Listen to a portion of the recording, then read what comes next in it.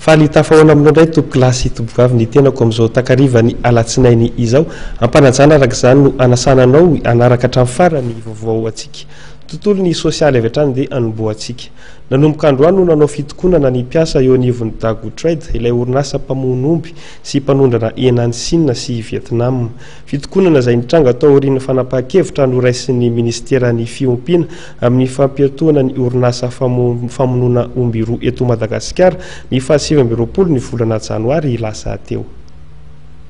Nitaky ny famahana-ainga ny olan'izy ireo mpiasa eo anivon'ny orinasa Dago Trade eny Feno Arivo Alakamisy izay nikatona nanomboka ny sabotsy lasa teo noho ny didy izay navoaka amin'ny ministeran'ny fiompiana.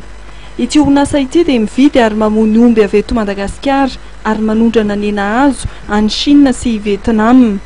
Ho an'ireto mpiasa mitokona teo amin'ny lapan'ny tanàna Feno Arivo Alakamisy ireto dia tsy fantatra izy ireo ny antony nahatonga ny fanapahan-kevitry ny ministera ary manamafy izy ireo fa mpiasa manodidina ny 520 ny very asa manomboka izao. Fitokonana nataonay zany nanomboka androany zay no nitokana teto satria nahazo taratasy avy any amin'ny ministera zay mpiasa ny Dago Trade manambara hoe miantona mandritra ny ora tsy voafetra fotoana tsy voafetra aloha ny orinasanay tsy fantatray nefa ny antony hoe inona tokoa ny antony nanatonana anay mandritra ny ora tsy voafetra. Raha ny asanay mandeha ara-dalàna aminay tsy misy ny olana satria manaraka ny fipetra tsara ao anatin'ny orinasa zay nefa no io taratasy nidina avany io zay tsy fantatray akory hoe inona marina le olana fa na dia zay ara dia manontany zay mahatonga anay manao an'izao banderole izao hoe inona ny antony anakatonana ny orinasanay. Manoloana ity raharaha ity dia nanambara fa mananelanelana ny orinasa sy ny fitondram-panjakana fohibe ny be ny tanàna amin'ny Feno Arivo Alakamisy. Saingy didina avoaka ny fitondrana fohibe ireny hoy izy dia tsy maintsy ampiarina na dia misy ihany koa aza ny tombontsoan'ny commune izay very amin'izay fanakatonana orinasa izay. Izay eto anivon'ny mairie moa amin'ny hoe solon-tenam-panjakana ity fotony dia normal hoe manaiky ny fanapahan'ny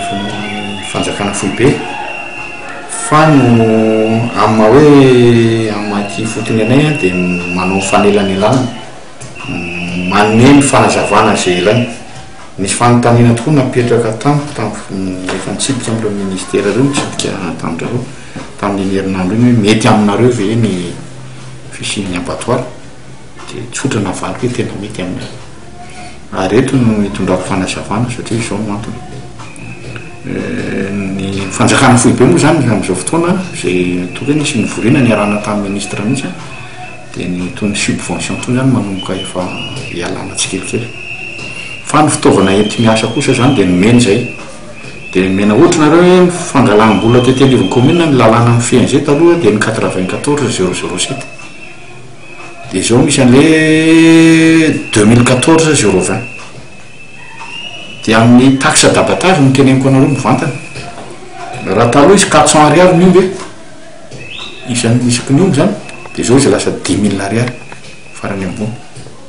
ary ny commune Alakamisy ny Fianarantsoa dia tsy mamenatra ny tena izay dia nisy nampiatra an'izay lalàna vaovao zay mety ho voalohany mihitsy angambany eto Madagasikara tsy manena fa 10 000 ariary no alaina na ho an'ny tsena lokaly na ho an'izy. Raha nanontaniana kosa ny tompon'andraikitry ny orinasa Dago Trade dia nanazava izy ireo fa tsy mbola fantatra izy ireo mazava ny ampisian'ity fanapahan-kevitra ity satria vao niditra ny fialan-tsasatra isa-taona ny orinasa